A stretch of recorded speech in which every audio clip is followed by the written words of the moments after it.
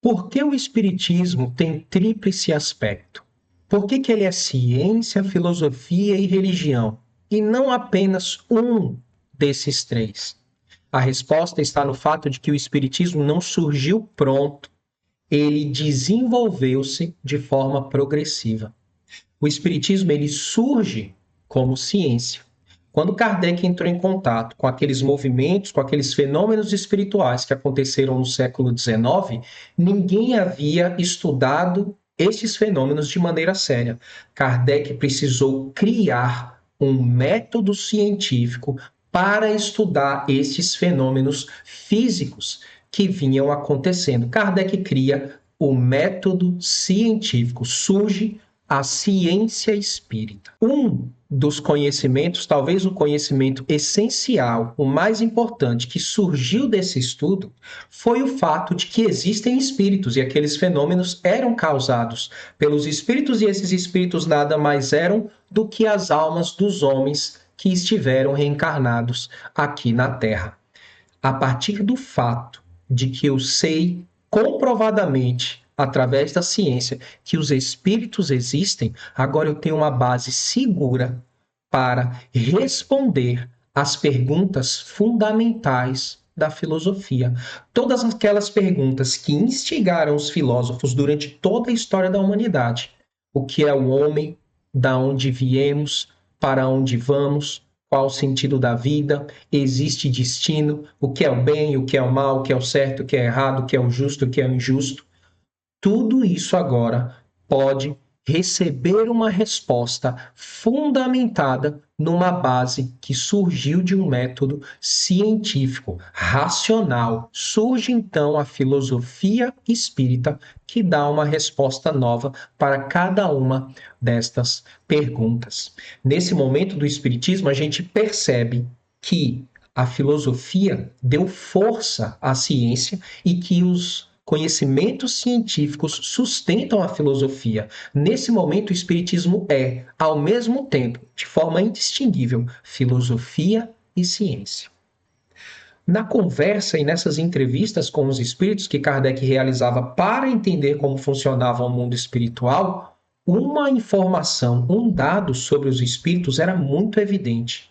O fato de que alguns espíritos eram muito felizes e alguns eram muito tristes.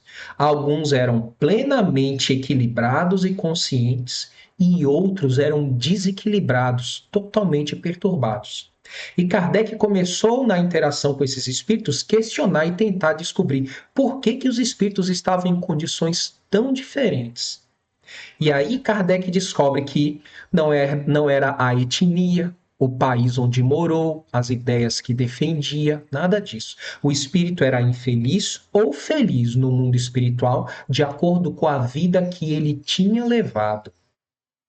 Kardec percebe agora, nos seus estudos, que se ele, entrevistando os espíritos infelizes, soubesse tudo que esses espíritos fizeram, ele poderia escrever um manual sobre o que é necessário fazer no mundo material para ser feliz no mundo espiritual. Se na entrevista com os espíritos tristes, infelizes, ele soubesse tudo que esses espíritos fizeram, ele poderia escrever um manual com tudo que não se deve fazer para não ser alguém infeliz no mundo espiritual. Mas que surpresa de Kardec quando ele descobriu que esse manual já existia aqui na Terra. É o Evangelho de Jesus Cristo. Não vivido nas suas práticas exteriores, dogmáticas ou institucionais, mas vivido na sua moral autêntica, simples, da maneira como Jesus Cristo tinha passado. É neste momento que Kardec está chegando nessa fase moral do espiritismo que os espíritos começam a revelar certas coisas para Kardec. Eles começam a dizer que todo este acontecimento, aqueles fenômenos físicos que vieram para chamar a atenção da sociedade a reunião dos primeiros homens sérios que se dedicaram a entender o Espiritismo de forma científica, os espíritos mais esclarecidos que se reuniram aos homens sérios para dar munição para eles desenvolverem a parte racional e filosófica do Espiritismo, e agora este grupo de espíritos reunidos com Kardec para unir ao conhecimento filosófico e científico do Espiritismo o moral e cristão, tudo isso fazia parte de um plano que havia sido arquitetado há muito tempo para que pudesse descer à Terra em forma de revelação uma nova doutrina para atender às necessidades das mentes mais rigorosas, das mentes mais exigentes com relação a respostas racionais.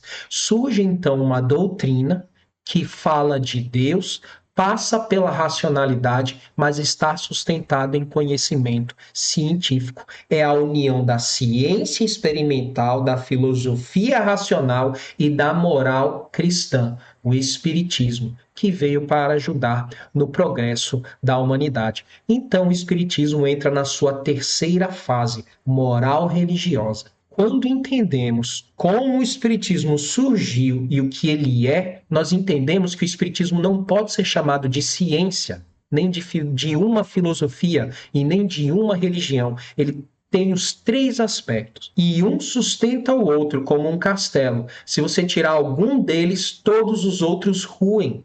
A ciência surgiu como base fundamental, a filosofia desenvolveu como a parte do questionamento e da razão, e a filosofia orienta tudo para sublimar para um caminho correto.